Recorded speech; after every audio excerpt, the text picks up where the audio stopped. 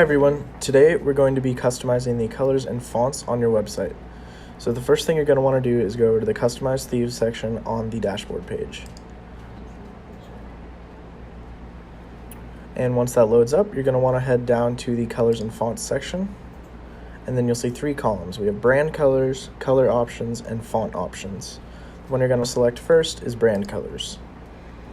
Now on this section, we have a whole bunch of different themes you can choose from for all different real estate companies.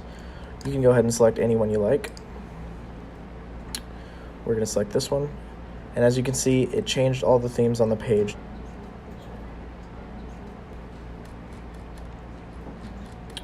We're going to go back, and then we can go to color options.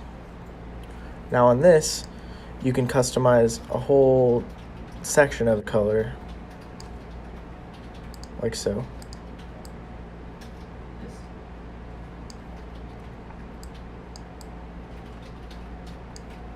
Then we're going to go back again, and now we can edit the fonts.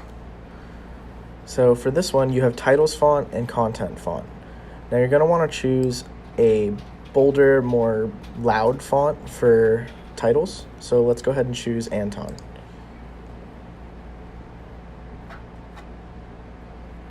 As you can see, it changed right here and among all the titles.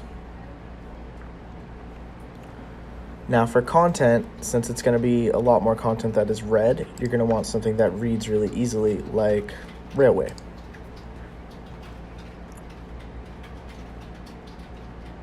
As you can see, the font changed right there.